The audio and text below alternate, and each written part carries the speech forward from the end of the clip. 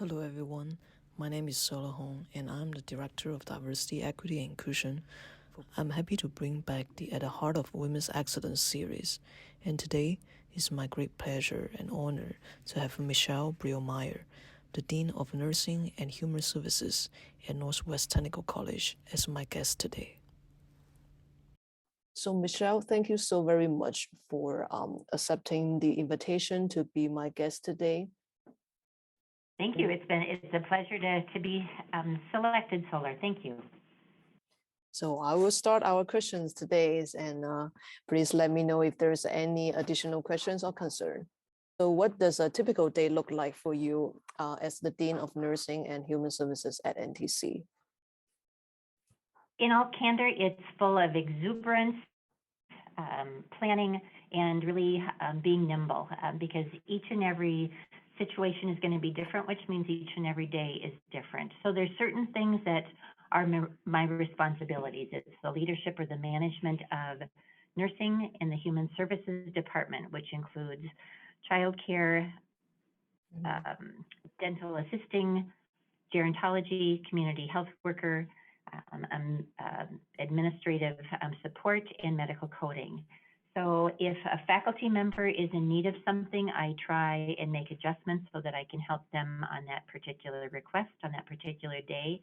If it's a student issue, I try very diligently to drop what is needed to help them, because my role includes a typical day. It includes wearing a hat, and that hat needs to be of neutrality, which means that I am here to serve faculty, students, the staff, and our community. So I cannot come in with judgment or bias. I have to make sure that I am gathering information and making the most sound decision that I can based on facts and details. Definitely. So a typical day is long, but it is never boring. And how long have you been in this position? So I'll answer the question a little bit differently. I will say that I have been in post-secondary since 2007. Prior to that, I had been in industry. In 2010, we had a very abrupt departure of our director. She was not a dean at that time, but she just made the announcement that she was leaving in 2 weeks. We were in quite a sense of commotion at that time because it was 2 weeks before the semester started. And I've been working very fastidiously with her on accreditation. I knew that had become a hot spot for her. And I think that it had to be more than she could handle. So I just went to the admin and said, I would like to step in. We have way too much going on, and I feel that I have been privy to a great deal of information about our program, and I'm feeling very good about the accreditation work that we have been doing, because we're going to have a site visit that fall. I said I would like to volunteer to step forward, so I stepped forward as an interim. They posted the job, and I got the job. So 2010 was the start of my career in the land of admin. And it has been just a fascinating role because in the role of faculty, your purview is quite different than that of admin. You definitely have to be open-minded. So I had great experience as a new faculty from 2007 to 2010, but not long in that experience. I always tried to stay humble and recognize that I had much to learn from the faculty with which I was leading, but nonetheless, if we were to move forward as a team, supporting one another, we would be successful. So is there any major difference comparing the role as a faculty and the role as an admin? I would say clearly, in the role of faculty, you are protective of your students and you are focused on your students as you should be. I think that there is one of the things that is parallel between the two is just the ownership or accountability of always growing, making sure that you recognize that there are many opportunities, and the more you reach out to other people, the more that you are going to grow and be able to be supportive of your position and of the people. In the faculty role, oftentimes you don't always understand all the facets of admin, which of course you wouldn't. Nonetheless, when you step into the role of admin, you have to make sure that you understand as many facets as you possibly can of faculty, because they are truly your dream team. If you do not have faculty members that are engaged and excited, and really enthused with the challenges that they have every day, then you are not going to be supportive of them. You're not going to understand what they're going through. But I do think that if you recognize that um, as a similarity between the two, the support of one another, that's where your success lies. It also tees up your challenges, because faculty will have their sense of obligation or responsibility, and not always understood why certain decisions have to come forward that may not be their first choice or what they may feel is in the best interest. So it's the responsibility of admin to make sure that they are transparent and explain as much as they possibly can, so that faculty do understand, because always it should be an idea of succession. How do we make sure that we have someone in the faculty that is looking forward to the opportunity to expand their career? Maybe it's going on for master's or additional doctorate work in their field, or maybe it's now taking on additional opportunities of leadership, because they have been led by someone that has been a mentor, an inspiration, or maybe even a person that they have not connected with and they feel that they could do better, which is okay. Yeah. So by far, what has been your best experience during your time at NTC? You know, I looked at this question for a long time, and I wish I did have something that just stood out as an exception other than accreditation. So when I was hired in 2018, the expectation was that we would bring forward the nursing program to accreditation. It had been tried a couple different times, just at baby steps. A couple applications had gone through that had not been approved. But that was definitely one of the reasons I was hired, is I had successfully completed, with the help of the faculty team and all the admin and staff at South Central College in North Mankato and Faribault, we had brought to fruition the accreditation for nursing. So that was definitely my biggest task here that was assigned to me when I started.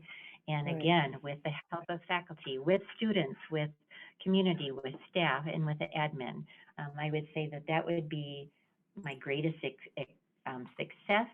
But for best experience, I think it's the wonderment of having a nursing program that allows students from as far away as any place in the United States, because we have students from Arizona, Montana, Wisconsin that are coming to NTC for their nursing program, because we have been able to, and this is the we is faculty, but the team has been able to deliver a distance program with great success. I think the other smaller pieces would be the success that we finally were able to bring a new program here to NTC, and that is with the gerontology program.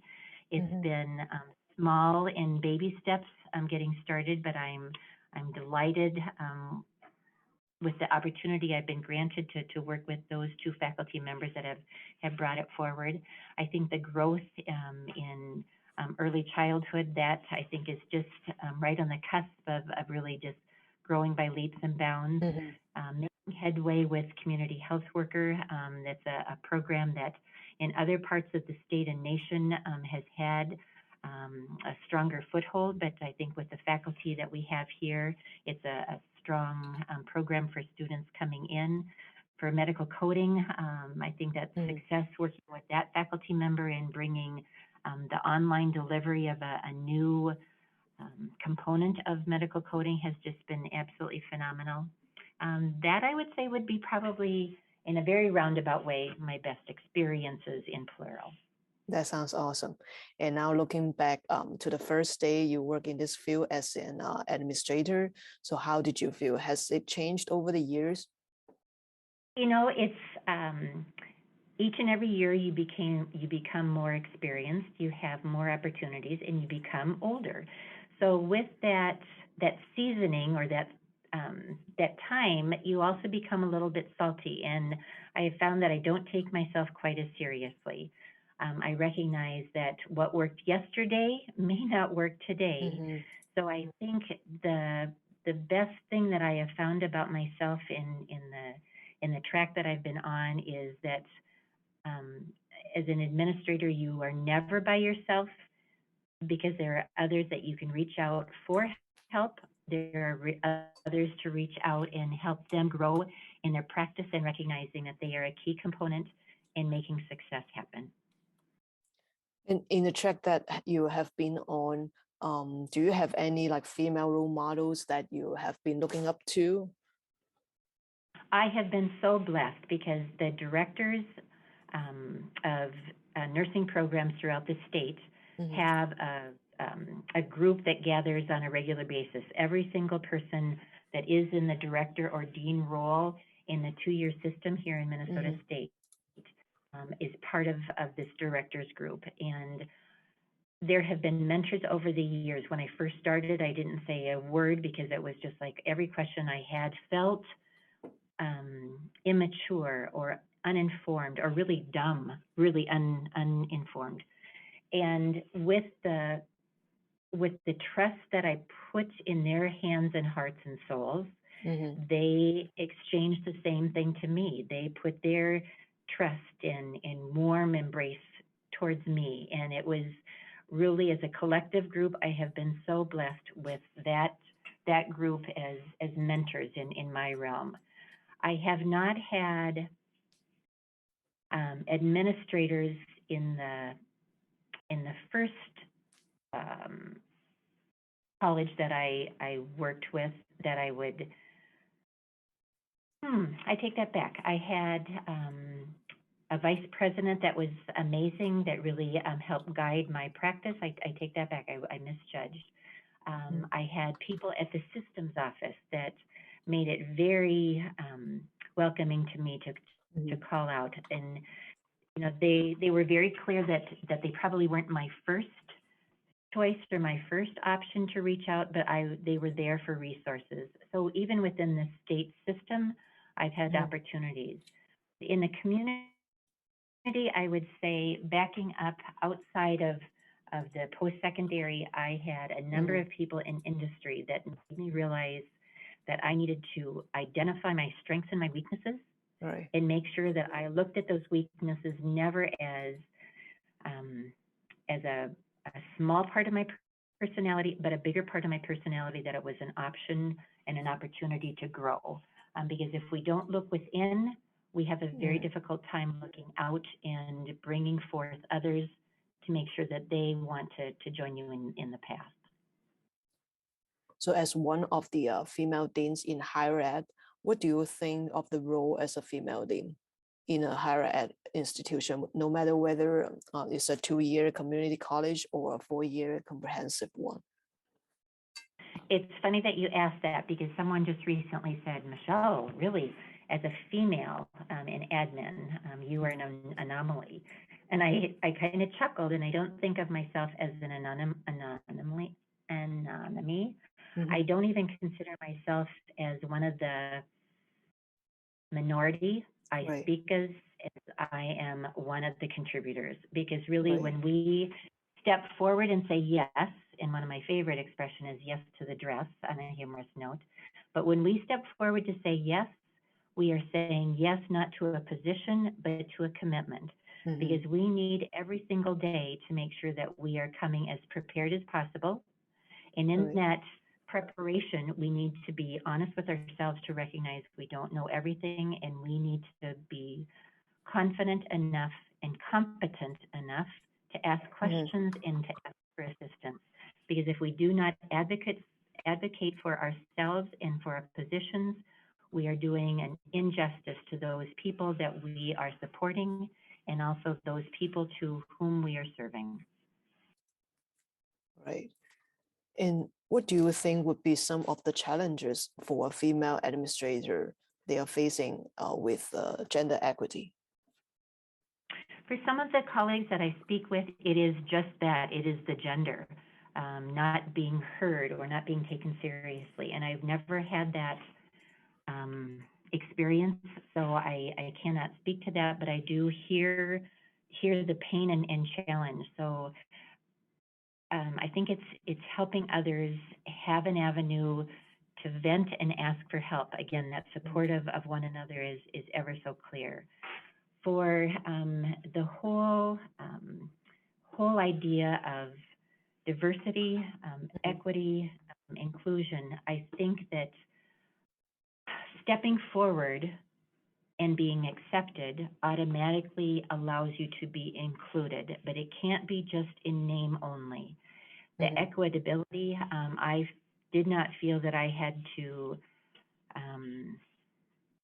push to be equally treated in the way of a financial compensation or responsibility. I was very clear in accepting and really even being privy of part of the job description, feeling that that would be a fair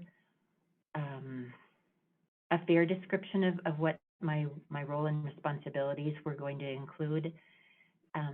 The diversity part of my job, we have very few people of color, but the interesting part is at my dean level in nursing, I think we only have one gentleman, so we aren't very diverse. In the land of post-secondary administrators, women are in the minority, but again, I will repeat, it is not the gender that you bring to the table, it is your willingness, it is your wit, Right. and it's your just your belief in yourself that will allow you to be heard at the table and to be seen at the table. Sounds good. So what would be your favorite word or saying to motivate yourself in your professional area? Graciousness. I do not always have the timeliness. I do not always have the ability, but with graciousness, I have the ability to ask for help, to inquire and make decisions that include as many angles as I possibly can, so that my answer is genuine, sincere, and accurate. But also with that, this favorite word, I think also comes humility, because yes, I make mistakes and I have to be the first one to own that mistake or the mistakes, and be willing to and strong enough to admit that and move forward with the next step. Awesome. So if you were not working in higher education, what profession would you like to attain? A professional motivation speaker. Can you share with me a little bit more? Absolutely. I think that we have the opportunity every day, and we should make opportunities every day to reach out and motivate others. Because if you see and hear what others are saying, it's not always that you have the right answers and you don't always have all of the details, but I think each and every day we can extend our hand and our heart and our soul and our mind to others to help them feel better about themselves, in that confidence, in that competence, my two favorite words, or two of my favorite words, because I think each and every one of us benefits from someone believing them. So even if it's just for a moment, or maybe it's in a single conversation, if you truly listen to someone, you have the ability to give thanks, give value, in helping them recognize what they are contributing. So the theme of Women's History and Heritage Experience this year is providing healing and promoting hope. So what would be some of your advices for inspiring other young women? Devices is helping them recognize how they can believe in themselves. But every day a person needs to give pause and give thanks to what happened yesterday. Give thanks for the ability to get up and make a difference in the day. And then they need to give thanks for those things that graciously come into their lives or those that come in as challenge, because every single experience is an opportunity. But what we need to do as a device is be able to share how other people can start believing in themselves. It is looking for the positive. It is learning how to be direct. It is respectfully trying to be as timely as you possibly can.